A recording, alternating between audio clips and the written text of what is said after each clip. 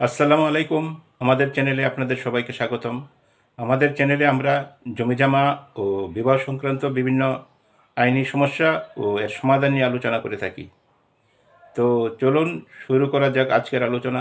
আজকে যে বিষয় নিয়ে আলোচনা করব সে বিষয় হচ্ছে জমির সব ধরনের খতিয়ান আছে, অর্থাৎ সিএস খতিয়ান, এসএ খতিয়ান, আরএস খতিয়ান, বিএস খতিয়ান, কিন্তু দলিল নাই। তাহলে জমির প্রকৃত মালিককে এবং জমির মালিকানা নির্ণয় করবেন কিভাবে, এই বিষয় নিয়ে বিস্তারিতভাবে আলোচনা করব। আমাদের সমাজে অনেক জমির মালিকরা তারা অনেক সময় বিপাকে পড়ে যায়। কারণ হচ্ছে তাদের কাছে শুধুমাত্র খতিয়ান আছে, কিন্তু কোনো প্রকার দলিল নাই।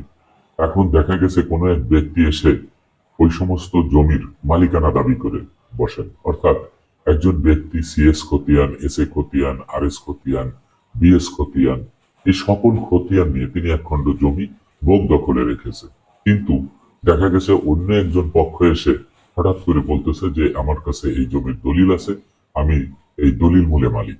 এমন হয়ে থাকে। আবার অনেক সময় দেখা যায় যে একজন ব্যক্তি সম্পত্তি ভোগ দখলে রেখেছেন, তার কাছে দলিল আছে, কিন্তু তার কাছে সিএস খতিয়ান, এসএ খতিয়ান, আরএস খতিয়ান, বিএস খতিয়ান কোনো খতিয়ান নেই। কিন্তু তিনি হচ্ছে সেই দলিল মূলে মালিকানা নিয়ে বসে আছে। এখন এইখানে সংশয় হচ্ছে যে এই জমির প্রকৃত মালিককে। খতিয়ান মূলে একজন মালিকানা দাবি করছে, আবার দলিল মূলে একজন মালিকানা দাবি করছে। তাহলে আমরা এই খতিয়ান এবং দলিল এই দুটি বিষয় আগে একটু জেনে নেই।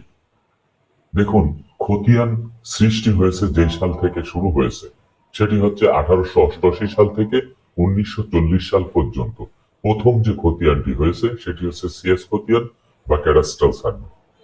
এই খতিয়ানটির মাধ্যমে জমির মালিকানা প্রমাণিত হয়েছে সেই ব্রিটিশ সরকারের আমলে, যারা রায়তি স্থিতিবান হিসেবে বর্গা ছিল। অর্থাৎ জমিদার প্রথা যখন আমাদের দেশে প্রচলিত ছিল ব্রিটিশ সরকার শাসন আমলে, তখন এই সকল সম্পত্তি ইংরেজদের কাছ থেকে অর্থাৎ জমিদারের কাছ থেকে নিয়ে সাধারণ প্রজা হিসাবে আমাদের দেশের জনগণ যারা তারা বর্গা করত। পরবর্তীতে আইন সংশোধন করে বা আইনের দৃষ্টিতে এই সকল সম্পত্তি মালিকানা দিয়ে এই বর্গাতীদেরকে সিএস খতিয়ানের নাম তুলে দিয়ে তাদেরকে রায়তি স্থিতিবান হিসেবে মালিকানা দেওয়া হয়েছে। এই রায়তি স্থিতিবানের অর্থ হচ্ছে দখলীয় সত্ত্বে স্থায়ী মালিক।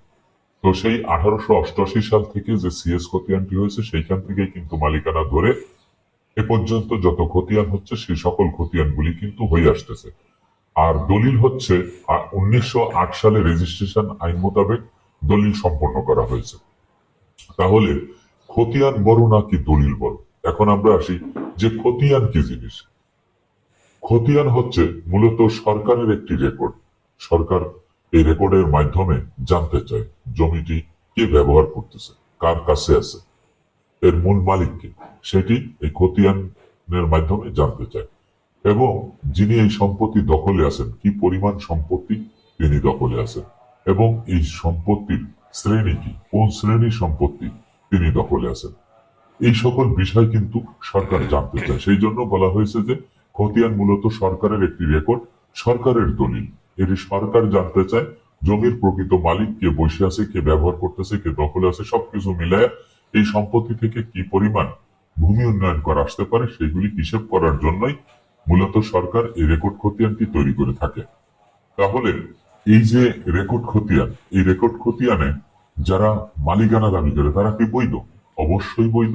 আবার কোনো কোনো ক্ষেত্রে বৈধ বলে গণ্য করা হয় না, সেই বিষয়টিতে পরে আসতেছি। তাহলে এই যে খতিয়ান, এই প্রত্যেকটি খতিয়ান কিন্তু আমাদের দেশে হয়েছে কোনোটা 20 বছর পরে, কোনোটা 30 বছর পরে, কোনোটা 40 বছর পরে, এইভাবে কিন্তু এই খতিয়ানগুলি হয়েছে। সিএস খতিয়ান, সিএস খতিয়ানের পরে এসএ খতিয়ান পাকিস্তান আমলে হয়েছে, তারপরে বাংলাদেশের সময় আবার আরএস খতিয়ান, বিএস খতিয়ান হয়েছে। এখন বর্তমানে বিডিএর জরিপ চলমান। এই যে খতিয়ানগুলি, এই খতিয়ানগুলি সম্পূর্ণভাবে সরকার তাদের রেকর্ড বইতে এন্ট্রি করে একজন যে ভূমির মালিককে একটি খতিয়ান দেওয়া হয়, এবং সেটি ভূমি অফিসে তার মালিকানা বৈধতা দিয়ে কিন্তু এই খতিয়ানটি তৈরি করা হয়। তো এখন আসা যাক যে তাহলে দলিলটা কি। দলিল হচ্ছে রেজিস্ট্রেশন আইন অনুযায়ী মালিকানা হস্তান্তরের মূল দলিল। এই দলিল হচ্ছে জমির মালিকানা প্রমাণের সবচেয়ে শক্ত এবং গুরুত্বপূর্ণ হচ্ছে এই দলিল। রেজিস্ট্রেশন আইন অনুযায়ী এই যার কাছে বৈধ দলিল থাকে তাকেই কিন্তু বৈধ মালিকানা ধরা হয়। তাহলে খতিয়ান দিয়েও তাকে বৈধ মালিকানা ধরা হয়, আবার দলিল মূলেও বৈধ মালিকানা ধরা হয়। এর মধ্যে তাহলে ডিফারেন্সটা পালাম কিভাবে, এবং এটা পার্থক্যটা কি হতে পারে, যে কিভাবে একই জমির খতিয়ান দিয়েও মালিকানা আবার দলিল দিয়ে মালিকানা। হ্যাঁ, এখানে কিছু সমস্যা আছে। যে সমস্যাগুলি হচ্ছে, প্রথমে আপনাকে দেখতে হবে যে দলিলটা, সেই দলিলটা বৈধ কিনা। অর্থাৎ যে দলিলটা নিয়ে এই জমির মালিকানা দাবি করা হচ্ছে, সেই দলিলটি সাব রেজিস্ট্রার অফিস কর্তৃক রাষ্ট্রীয় আইন মেনে করা হয়েছে কিনা, এবং এই দলিলটি বৈধভাবে সাব রেজিস্ট্রারের সিল স্বাক্ষর দিয়ে বালাম বইতে এন্ট্রি আছে কিনা, এই বিষয়টা কিন্তু প্রথমে দেখতে হবে। দ্বিতীয় নাম্বার হচ্ছে খতিয়ানের ধারাবাহিকতা।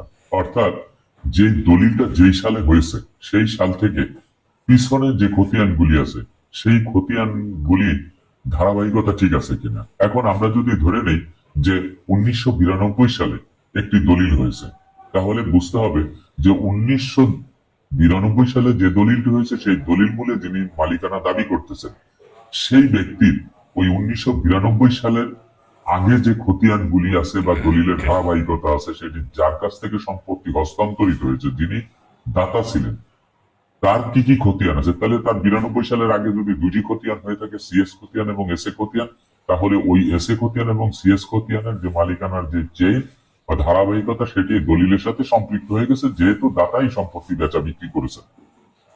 সেই হিসাবে আপনার এই দলিলের সাথে এই খতিয়ানের ধারাবাহিকতা ঠিক থাকতে হবে। তারপরে হচ্ছে যে দীর্ঘদিনের ভোগ দখল। এখন যিনি দীর্ঘদিনের ভোগ দখলে থাকবেন, তিনি কোন বুনিয়াদে ভোগ দখলে আছেন, তার কাছে কোনো কাগজপত্র নেই। তো কোনো কাগজপত্র না থাকলে তিনি এই সম্পত্তির মালিক নন। আজকের ভিডিও হচ্ছে যে খতিয়ান সবগুলি আছে কিন্তু দলিল নেই। তাহলে খতিয়ান যেহেতু আছে, দলিল যেহেতু নেই, তাহলে প্রথমেই ফাইন্ড আউট করতে হবে যে যেই ব্যক্তি দলিল মূলে মালিকানা দাবি করতেছে তার দলিলটি কতটুকু বৈধ। যদি বৈধ হয়ে থাকে, সেই 1992 সালে দলিল করে থাকে, তাহলে সার্চিং দিয়ে দেখতে হবে যে ওই দলিলটি দাতা যে হস্তান্তর করেছে সেই দাতা সিএস খতিয়ান এসএ খতিয়ানের মালিক কিনা। যদি সিএস খতিয়ান এসএ খতিয়ানের মালিক হয়ে যদি জমি হস্তান্তর করে থাকে, তাহলে ওই সম্পত্তির মালিক হচ্ছে দলিল। আর যদি দলিলের সাথে সিএস খতিয়ান এসএ খতিয়ানের মালিকানার যে চেনিটি ঠিক না থাকে, তাহলে ওই দলিল গ্রহণযোগ্যতা পাবে না। এমন হতে পারে যে একজন ব্যক্তি সিএস খতিয়ান এসএ খতিয়ান আরএস খতিয়ানের মালিক হিসাবে সম্পত্তি বেচা বিক্রি হস্তান্তর করেছে, কিন্তু এই হস্তান্তর করার সময় একটি রেকর্ড চলমান ছিল, সেই রেকর্ডটি হচ্ছে বিএস খতিয়ান। এখন হস্তান্তরিত দলিল নিয়ে যিনি সম্পত্তি ভোগ দখলে আছেন, তার কাছে কিন্তু দলিল আছে, তার দলিলের সাথে কিন্তু সিএস খতিয়ান এসএ খতিয়ান আরএস খতিয়ানের মালিকানার চেইন ঠিক আছে, কিন্তু পরবর্তীতে যে রেকর্ডটি হয়েছে সেই রেকর্ডটিও পূর্বের মালিকের নামে হয়েছে।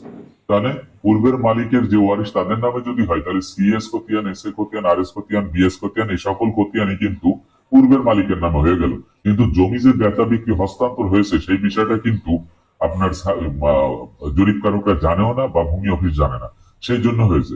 তাই বলে কি দলিল আলা মালিক না? অবশ্যই দলিল আলা মালিক, কারণ তিনি যখন এই রেকর্ড সংশোধনের জন্য মকদ্দমা করবেন তখন এটি কিন্তু সংশোধন হয়ে যাবে।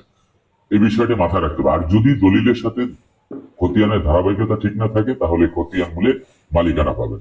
এর পরামর্শ হচ্ছে দলিলের চেইন মালিকানা আপনি ঠিক করে যাচাই করে দেখুন, নামজারি আপডেট আছে কিনা সেটি দেখতে হবে, এবং যদি না থাকে তাহলে আদালতে ঘোষণামূলক মকদ্দমা দিয়ে আপনারা এটি ঠিক করে নিতে পারবেন। আমাদের ভিডিওটি আপনার ভালো লাগলে লাইক, কমেন্ট ও শেয়ার করতে ভুলবেন না। আর এই ধরনের ভিডিও পেতে আমাদের চ্যানেলটি সাবস্ক্রাইব করে আমাদের সাথে থাকুন। ধন্যবাদ সবাইকে। আল্লাহ হাফেজ।